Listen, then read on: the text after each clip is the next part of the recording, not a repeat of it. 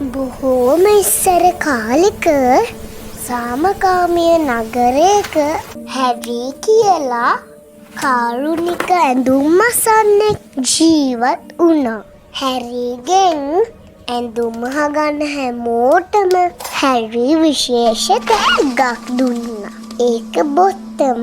හැරී මහන හැම ගවුමකම කම්සේකම කෝට් එකකම මේ වගේ බොත්තම් අල්ලලා තිබුණා. ඒවා හරීම ලස්සන බොත්තම්. මේවා නගරේ වෙන කොහෙන්වත් මිලදී ගත්තේව නෙමෙයි. හැරී තනියම කැලේට ගිහිල්ලා ලිගෙනල්ලා එයාගේ අතින්ම ලස්සනට කැටයම් කරලා හදපු බොත්තම්.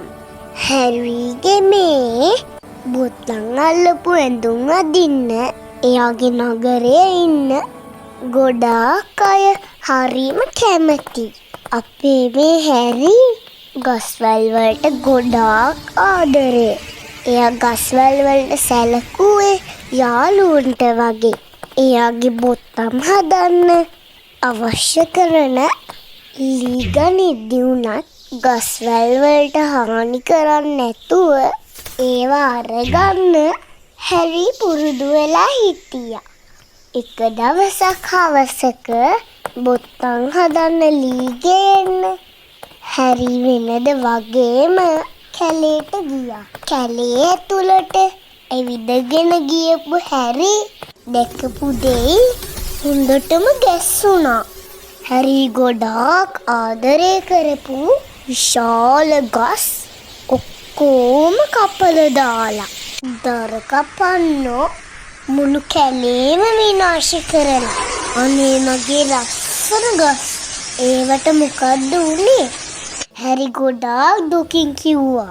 මේ වෙච්ච විනාශය ගැන කල්පනා කරන ගමන් හැරී දන්නේම නැතුව කැලේ ඇතුළටම ගියා.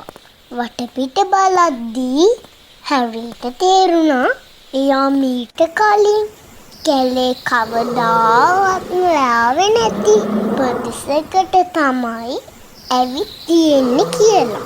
මේත් එක්කම ටික ටික අඳුරුවට එන්න ගත්තා. කළුවරත් එක්කම මෙන්න ලොකු වැස්සකුත් ආවා.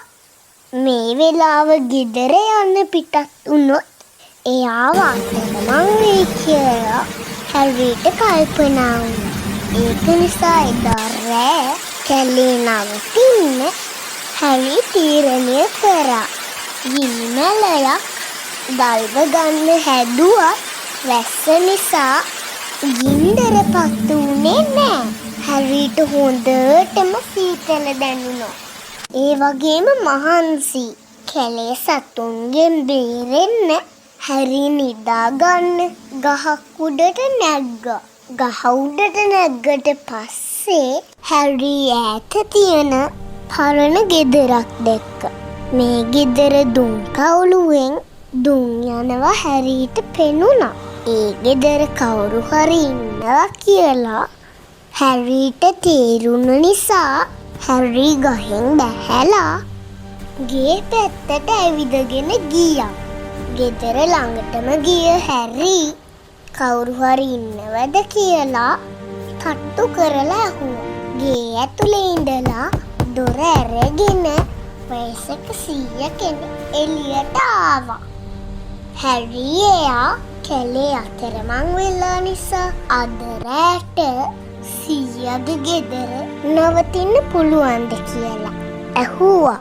සීයා අත වනලා හැරීට ඇතුළට එන්න කිව්වා. සීයාගේ හැසිරීමෙන් හැරීට තේරුණා සීයා කතා කරන්න බැරි කෙනෙක් කියලා. දවසම මහන්සියෙන් බඩගින්නෙන් හිටපු හැරීට සීයා රසම රස සුප් එකක් දුන්නා. බඩ පිරෙන්න සුප් බීපු හැරීට සනීපෙට නිින්ද ගියා. හොඳටම නිදාගෙන හිටපු හැරීට කවුදෝ කතා කරනවා ඇහුණා. ඇස් ඇරලා බලද්දී හැරි හොඳටම පුදුම වුණා. හැරිට ඇහිලා තියෙන්නේ එයාගේ ළඟින් ගිහිපු කූඹි රංචුවක් කතා කරන සද්දේ. හැරිට අදාහගන්න බෑ. සත්තු හැරිත් එක්ක කතා කරනවා. මට ඔයාලා කියන දේවල් ඇහෙනවා. හැරි කූඹින්ට ලං වෙලා පුදුමෙන් කිව්වා. හැරිට ඒ හැකියාව ලැබුණේ අර සීයා දුන්න සුප් එක නිසා කියලා කූඹි කිව්වා. මේ දේවල් හිතාගන්න බැරි වුණ හැරිට එළියෙන් ලොකු සද්දයක් ඇහුණා. එළියට ගිහින් බැලුවම හැරි දැක්කා විශාල අන්තට්ටුවක් තිබුණු හිරෙකුයි වලුවෙකුයි අතර සටනක් තියෙනවා. ගොඩක් වෙලා සටන් කරලා අවසානයේදී මුවා මේ සටනෙන් දින්නා. මුවා එකපාරටම හැරිගේ දිහාට දුවගෙන ආවා. ඇවිල්ලා හැරි එක්ක කතා කරන්න පටන් ගත්තා. මට ඔයාගෙන් ලොකු උදව්වක් ඕන. මුවා හැරිට කිව්වා. කවදාවත් සත්තු එක්ක කතා කරලා නැති හැරි පුදුමෙන් මේ කතාව අහගෙන හිටියා. මම තමයි රුමිල රාජධානියේ ඔටුන්න හිමි කුමාරයා. මේ ගෙදර ඉන්න සීයා තමයි අපේ රාජධානියේ රාජකීය මැජික් ශිල්පියා.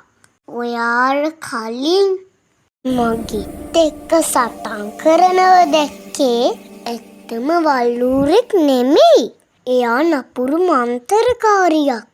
එයා කරපු දරුණු ශාපයක් නිසා මගේ නංගි ගල් පිළිමයක් වෙලා. ඒ ශාපය නිසා තමයි මාව මුවෙක් උනේ. මේ ශාපය නැති කරන්න පුළුවන් එකම කෙනා තමයි අපේ අතිදක්ෂ රාජකීය මැජික් ශිල්පියා. ඒ වුණාට මේ දරුණු මන්තරකාරිය කරපු බන්ධනයක් නිසා දැන් අපේ මැජික් ශිල්පියාට කතා කරන්න බෑ. අපේ ශාපය නැති කරන්න එයාගේ බලගතු මන්තරය එයාට කියන්න විදියක් නෑ. දැන් තියෙන එකම ක්‍රමය තමයි ස්වභාව ධර්මයට ඇත්තටම ආදරය කරන මිනිස්සු වෙනුවෙන් අවංක සේවයක් කරන යහපත් කෙනෙක් මගේ නංගිගේ ගල් පිළිමය අල්ලන එක. අපි ගොඩාක් කල් එහෙම හොඳ කෙනෙක් එනකල් බලාගෙන හිටියා. ඔයාට පුළුවන් නේද අපිට උදව් කරන්න? හැරි මේ කුමාරයට උදව් කරන්න හරිම සතුටින් කැමති වුණා. එයා මේ මුවාගේ පිටේ නැගලා කුමරියගේ ගල් පිළිමය තිබුණු තැනට ගියා. හැරි අත තියපු ගමම්ම කුමරියගේ පිළිමයෙන් කඳුළු කැට වැටෙන්න පටන් ගත්තා. ඊට පස්සේ කුමරිය මන්තරකාරියගේ දරුණු ශාපයෙන් මිදුණා. මුවා ආයිමත් රාජකුමාරයා බවට පත් වුණා.